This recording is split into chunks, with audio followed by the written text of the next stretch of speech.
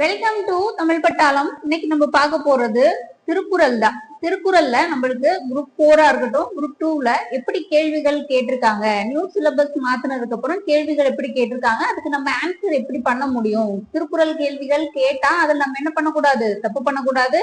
அதுக்காக தான் நம்ம என்ன பண்ணிட்டு இருக்கோம், ஸ்கூல் புக்ஸ் வாய்ஸா திருக்குறள் பாக்குறோம். பிளஸ் இந்த யூனிட் 7ல கொடுத்திருக்கக்கூடிய அதிகாரங்கள் அப்படின்னு சொல்லிட்டு அந்த 20 அதிகாரங்களும் பாக்குறோம். ஸ்கூல் புக்ஸும் என்ன பண்ணிடலாம், ஒரு முடிச்சிடலாம். அப்படிங்கிறப்போ அது சார்ந்து அது என்ன அதிகாரம், என்ன இயல்ல கேட்டிருக்காங்க அப்படிங்கிறதையும் அதுல இருக்கக்கூடிய பொருட்கள் எப்படி புரிஞ்சு படிக்கிறது அப்படிங்கறதையும் எனக்கு என்ன பண்ணலாம், ப்ரீவியஸ் இயர் கொஸ்டின், அதாவது போன குரூப் 4ல கேட்ட கேள்விகள். ஏன்னா அடுத்து வர குரூப் 4 நம்ம அப்படிதான் என்ன பண்ண முடியும், கொஸ்டின்ஸை பார்த்து அந்த மாதிரி படிச்சா மட்டும்தான் நெக்ஸ்ட் டைம்ல நம்ம உங்களால ஒரு 90+ எடுக்க முடியும். ஸோ அது மாதிரி என்ன பண்ணிடலாம், இனிமே கிளாஸஸ் போகும், நீங்க ரெகுலரா வாட்ச் பண்ணுங்க. இப்ப நம்மளுக்கு இந்த யூனிட் 6ல என்ன பண்ணிருப்பாங்க அப்படின்னா, அதுலயும் நம்மளுக்கு திருக்குறள் இருக்கு. அதுல ஒரு 6 டாபிக்கா என்ன பண்ணிருப்பாங்க, பிரிச்சிருப்பாங்க. மதசார்பற்ற தனித்தன்மையுள்ள இலக்கியம், அன்றாட வாழ்வியலோடு தொடர்பு தன்மை, மானுடத்தின் மீதான திருக்குறளின் தாக்கம், திருக்குறளும் மாறாத விழுமியங்களும், சமூக அரசியல் பொருளாதார நிகழ்வுகளில் திருக்குறளின் பொருத்தப்பாடு, திருக்குறளின் தத்துவ கோட்பாடு அப்படின்னு சொல்லிட்டு அதுல இருக்கும். அதே மாதிரி தமிழ்ல பாத்தீங்கன்னா யூனிட் 7ல நம்மளுக்கு திருக்குறள் அப்படின்னு சொல்லிட்டு 20 அதிகாரங்கள் அப்படின்னு சொல்லி என்ன பண்ணிருப்பாங்க, ஒழுக்கமுடைமை அப்படிங்கறதுல ஆரம்பிச்சு அதுல இருந்து அருளுடைமை அப்படிங்கிற வரைக்கும் நம்மளுக்கு என்ன பண்ணிருப்பாங்க, கொடுத்திருப்பாங்க. இது நம்ம கிளாஸ்ல ரெகுலரா திருக்குறள் எழுதுங்க அப்படின்னு சொல்லிட்டு அந்த திருக்குறள் எழுதுறதையும் என்ன பண்ணுவோம், அவங்க டெஸ்ட் மாதிரி எழுதுவாங்க, அதை நம்ம திருத்தி கொடுக்குற மாதிரி இருக்கும். ஸோ அவங்க என்ன பண்ணிடுவாங்க, திருக்குறள் நான் சொல்லிடுவேன், அதுக்கப்புறம் அவங்க என்ன பண்ணிடுவாங்க, அதை எழுதி காட்டுவாங்க. அதே மாதிரியே ஸ்கூல் புக்ஸ்ல இருக்கிற திருக்குறளும் என்ன பண்ணிடணும், 6th to 12th புக்ல இருக்கிறத படிக்கணும் அப்படிங்கிறது தான் நம்மளோட ரெகுலராகவே நம்ம அப்படிதான் பிளான் பண்ணிட்டு வருவோம். அதே மாதிரி தான் என்ன பண்ணிடுவோம், இந்த தடவையும் எப்படி படிக்கணும் அப்படிங்கிறதையும் பார்த்துடலாம். இது போன இந்த குரூப் 4ல கேட்ட கொஸ்டின் இதெல்லாம். அழக்கொண்ட எல்லாம் அளப்போம், இழப்பினும் பிற்பயக்கும் நற்பாலவை. இது ஒரு குறள் தான். அப்ப இந்த குறளினுடைய பொருள் அப்படின்ற மாதிரிதான் இதனுடைய பழமொழி என்ன பண்ணிருக்காங்க, கேட்டிருக்காங்க. ஒரு திருக்குறள் கொடுத்துதான் என்ன பண்ணிருக்காங்க, கேட்டிருக்காங்க. அப்ப அழக்கொண்ட எல்லாம் அளப்போம், இழப்பினும் பிற்பயக்கும் நற்பாலவை அப்படிங்கிறது என்னது, ஊரார் உடைமைக்கு பேயாய் பரவாதே அப்படின்றதா இதனுடைய பொருள். குறள் அதனுடைய பொருள் தெரிஞ்சாதான் என்ன பண்ண முடியும், இது நம்ம அதுக்கான இது சொல்ல முடியும். இங்க பாருங்க, அழக்கொண்ட எல்லாம் அளப்போம், இழப்பினும் பிற்பயக்கும் நற்பாலவை. அமைச்சியல்ல நம்மளுக்கு என்ன பண்ணிருக்காங்க, கொடுத்திருக்காங்க. ஏன் அப்படின்னா, இது எதுக்காக, ஊரார் உடைமைக்கு அப்படின்னா, பிறர் கஷ்டப்பட்டு அடிச்சு புடுங்குற சொத்து இருக்கு இல்லையா, அது எப்போதுமே நம்ம கிட்ட தங்காது, போயிடும். நம்மளை விட்டு என்ன ஆயிடும், போயிடும். இருக்கிற மாதிரி தெரியும், ஆனா அது என்ன ஆயிடும், போயிடும். ஆனா நல்ல வழியில நீங்க சேர்த்த சொத்து அப்படிங்கிறதுதான் உங்களுக்கு எப்போதுமே நிலையா இருக்கும். வினை தூய்மை, வினை தூய்மை அப்படிங்கிற அதிகாரத்துல அமைச்சியல்ல நம்மளுக்கு என்ன பண்ணிருக்காங்க, 659வது குறளா நம்மளுக்கு இது கொடுத்திருக்காங்க. அது மூவாவினுடைய விளக்கம். அது என்ன கேள்வி அப்படின்னு பாருங்க.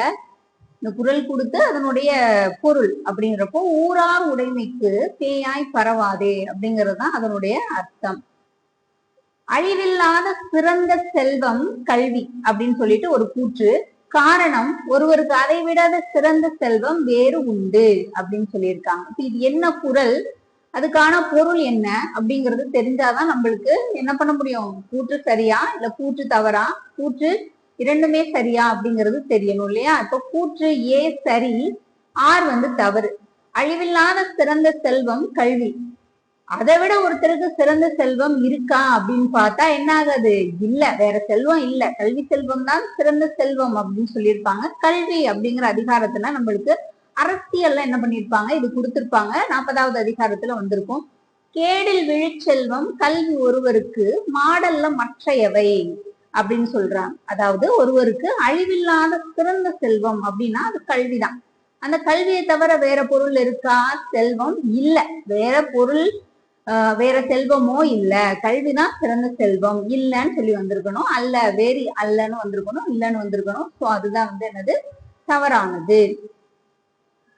சரியான சொற்றொடர், தாம் கற்றவற்றை கற்றவர் முன் தெளிவாக சொல்ல வல்லது.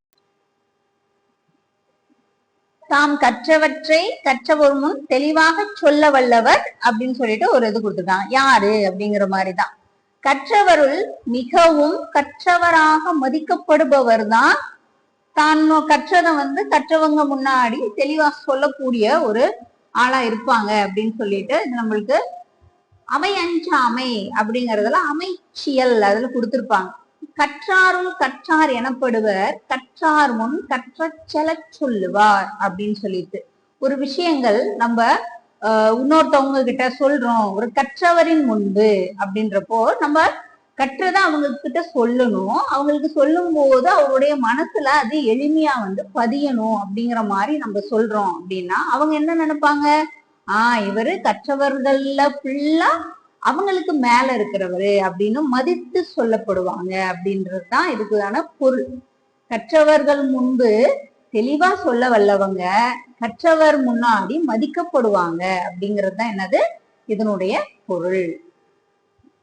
அடிக்கோடிட்ட சொல்லின் பொருள் தகுதியான் வென்று விடல். தகுதியான் அப்படிங்கிறது என்னன்னு கேட்டிருக்காங்க.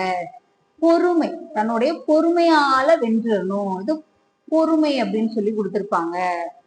பொறையுடைமை அப்படிங்கிற அதிகாரத்துல நம்மளுக்கு மிகுதியான் மிக்கவை செய்தாரை தாம் தம் தகுதியான் வென்று விடல் அப்படின்னு சொல்லியிருப்பாங்க. ஒருத்தவங்க நம்ம மேல இருக்கக்கூடிய கோபத்தினாலேயோ ரொம்ப பெருக்கு அதிகமா இருக்கக்கூடியதுனாலையும் தீங்கு செய்யறாங்க அப்படின்னா நம்மளுக்கு என்ன பண்றாங்க, துன்பம் கொடுக்குறாங்க அப்படிங்கிற பட்சத்துல நம்ம என்ன பண்ணணும், பொறுமையால. தகுதி அப்படிங்கிறது இங்க என்னன்னு பார்க்கப்படுது, அமைதியா போயிடுங்க, பொறுமையா இருந்துருங்க அப்படின்னு சொல்லிட்டு அதுதான் நம்ம பண்பை பார்க்கப்படுது. பொறுமையான பண்புனால அவங்கள பொறுத்து வென்று காட்டணும் அப்படிங்கிறதுதான் அப்ப தகுதிங்கிறது என்னது, பொறுமை. நாட்டின் பின்னால் நிகழப்போவதை முன்னரே அறிந்து கொள்பவரினுடைய பெயரை வள்ளுவர் எப்படி குறிப்பிடுறாரு. நாட்டுல பின்னால நிகழ்வு போறத முன்னாடியே சொல்றாரு அப்படின்னா அவர் நீரவர் அப்படின்னு சொல்றாங்க. நீரவர் அப்படின்னு என்னன்னு சொல்லுவாங்க, அறிவுடையவங்க அப்படின்னு சொல்லிட்டு குறிப்பிடுவாங்க. அறிவுடையவர் பாருங்க, நிறை நீர நீரவர் கேண்மை பிறைமதி பின்னீர் பேதையார் நட்பு அப்படின்னு சொல்லிட்டு என்ன பண்ணிருப்பாங்க, அது கொடுத்திருப்பாங்க. நட்பு அப்படிங்கறதுல கொடுத்திருப்பாங்க. அதாவது நீரவர் அப்படின்னா அறிவுடையவர். அந்த அறிவுடையவங்களோட நட்பு தான் என்ன ஆகுது அப்படின்னா நாளும் வளர்ந்துட்டே போகும். அறிவில்லாதவங்களுடைய நட்பு என்ன ஆகும், தேய்பிற மாதிரி குறைஞ்சிட்டே போகும் அப்படிங்கிற மாதிரிதான் என்ன பண்ணிருப்பாங்க, அது கொடுத்திருப்பாங்க. நம்மளுக்கு இந்த கேள்விகள் எப்படி கேட்கப்படுது அப்படின்னா உங்களுக்கு நீரவர்னா யாருன்னு தெரியணும். அறிவு இருக்கிறவங்க என்ன பண்ணுவாங்க, பின்னாடி வரப்போறத முன்னாடி தெரிஞ்சுக்குவாங்க. இப்ப நீரவர் அப்படின்னா அறிவுடையவர் அப்படின்னு சொல்றாங்க. ஒரு பண்பாளர் அப்படின்றது அர்த்தம். பண்புகளை கொண்ட அறிவில் சிறந்தவர் தான் நீரவர். அதாவது நிறைந்த நீர் எப்படி இருக்கும் அதுதான் அறிவுடையவங்க அப்படின்னு சொல்லிட்டு என்ன பண்ணிருக்காங்க, குறிப்பிட்டிருக்காங்க. நீரவர் அறிவுடையோர் பண்பாளர். நிறை நீர நீரவர் நிறைவுள்ள அறிவுள்ளவர். பேதையன்றவங்க அறிவில்லாதவங்க அப்படின்னு சொல்லிட்டு என்ன பண்ணிருப்பாங்க, சொல்லியிருப்பாங்க. மண்ணோடு இயைந்த மரத்தனையர் என்று வள்ளுவர் யாரை குறிப்பிடுகிறார்? மண்ணோடு இயைந்த மரத்தனையர் அப்படின்னா இரக்கம் இல்லாதவங்கள சொல்றாரு. மண்ணோடு இயைந்த மரத்தனையர் கண்ணோடு இயைந்த கண்ணோடாதவர். கண்ணோட்டம் அப்படிங்கிற அதிகாரத்துல என்ன பண்ணிருப்பாங்க, நம்மளுக்கு கொடுத்திருப்பாங்க. இந்த கண்ணோட்டம், ஒரு கண்ணோட்டம் அப்படிங்கிறது ஒரு கண்ணுக்கு உரிய ஒரு விஷயம் என்ன அப்படின்னா இரக்கம் கொள்றதுதான். கண்ணுக்கு என்னது, இரக்கம் கொள்றது. அந்த மாதிரி கண்ணோட்டத்திற்கு உரிய கண்ணோடு பொருந்தி வாழக்கூடியதுதான் ஒரு கண்ணோட்டம். அந்த மாதிரி கண்ணு இருந்தும் பிறரை பார்த்து இரக்கம் கொள்ளாதவங்க மரத்தினை போன்றவர் அப்படின்னு சொல்லிட்டு என்ன பண்ணிருக்காரு, வள்ளுவர் குறிப்பிடுகிறாரு. மண்ணோடு இயைந்த மரத்தனையர் கண்ணோடு இயைந்த கண்ணோடாதவர். இரக்கம் இல்லாதவங்களை அப்படி சொல்றாரு, இரக்கம் இல்லாதவர். பாருங்க, கூற்று காரணம். தமிழகத்தில் வாழ்ந்த மூவேந்தர்களின் பெருமை ஆட்சி திறம் பற்றிய ஒரு சில கருத்துக்கள் மட்டுமே திருவள்ளுவர் தமது குறட்பாக்களில் தந்துள்ளார். மூவேந்தர்கள் அப்படின்னா மன்னர் பத்தி குறிப்பிட்டிருப்பாரு. சேர சோழ பாண்டியர்கள் அப்படின்னு சொல்லிட்டு என்ன பண்ணிடல, அவங்கள பத்தியோ வேந்தர்கள் பத்தி அவர் என்ன பண்ணிடல, திருவள்ளுவர் குறிப்பிடல. அதுக்கப்புறம் காலகட்டம், திருவள்ளுவர் முன்னாடியே வந்திருக்கிறார் இல்லையா, கிபி 2ஆம் நூற்றாண்டு அப்படிங்கிறப்போ அவர் என்ன பண்ணிருங்க, சாரி கிமு வரும். கிமு கிறிஸ்து பிறப்பிற்கு முன்னாடி கிமு 31 அப்படின்னு சொல்லிட்டு திருவள்ளுவர் காலம் அப்படின்னு சொல்லிட்டு குறிப்பிட்டிருப்பாங்க. சோ அவங்க என்ன பண்றாங்க அப்படின்னா, இவரு இருக்க காலகட்டங்கள் அப்படிங்கிறது ரொம்ப முன்னாடி இல்லையா? அப்படிங்கிறப்போ மூவேந்தர்கள் பத்தி எல்லாம் சொல்லி இருக்கிறது இல்ல. ஆனா அவங்களுடைய ஒரு மன்னர் எப்படி இருக்கணும், அவங்களுடைய அமைச்சர் எப்படி இருக்கணும், அவங்க ஒற்றார் எப்படி இருக்கணும் அப்படிங்கறதுல பாத்தீங்கன்னா ஒரு கோட்டை அரண் எப்படி இருக்கணும் அப்படிங்கறத பத்தி எல்லாம் என்ன பண்ணிருப்பாரு திருவள்ளுவர் குறிப்பிட்டிருப்பாரு. சோ அதனால அது தவறு. மன்னரின் ஆட்சி திறம் இது வந்து கரெக்ட். மன்னரின் ஆட்சி திறம் பற்றிய கருத்துக்களை கூற வேண்டும் அப்படின்னு சொல்லிட்டு அவரு கூறியிருக்கிறாரு. அப்படிங்கறதுனால இது தவறு. இது வந்து சரி. புரிதல் வந்து உங்களுக்கு இருக்கணும். அப்பதான் என்ன பண்ண முடியும், ஆன்சர் பண்ண முடியும். திருக்குறளில் அமைந்துள்ள துறவரவியல் அதிகாரத்தின் எண்ணை குறிப்பிடுக. துறவரவியல் அப்படிங்கிறது 13வது அதிகாரம். 13வது அதிகாரம்.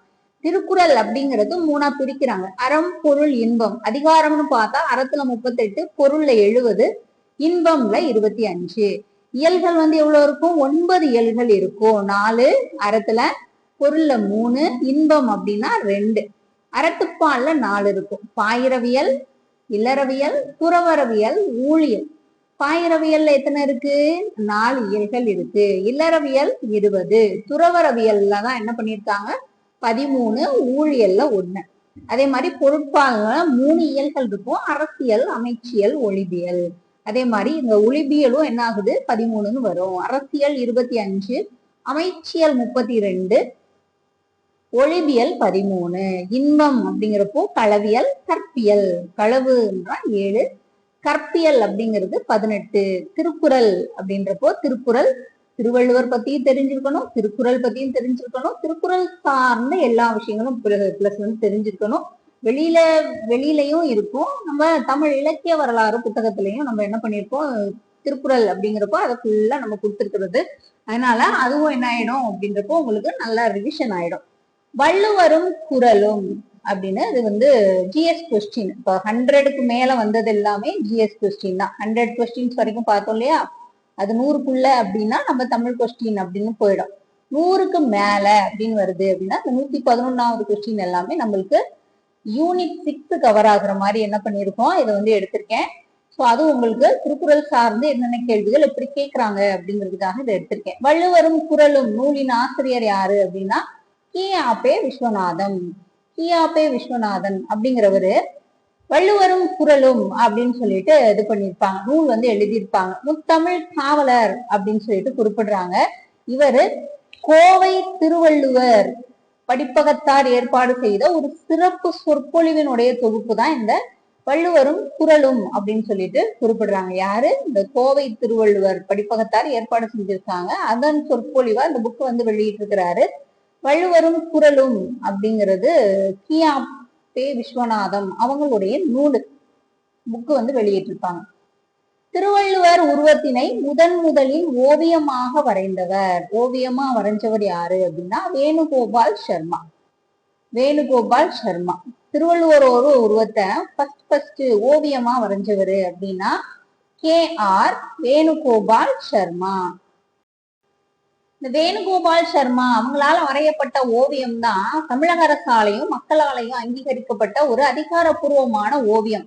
ஏன்னா இந்த ஓவியத்தை ஃபர்ஸ்ட் முதல்ல வரைஞ்சு கொடுத்தவர் யாரு அப்படின்னா வேணுகோபால் சர்மா தான்.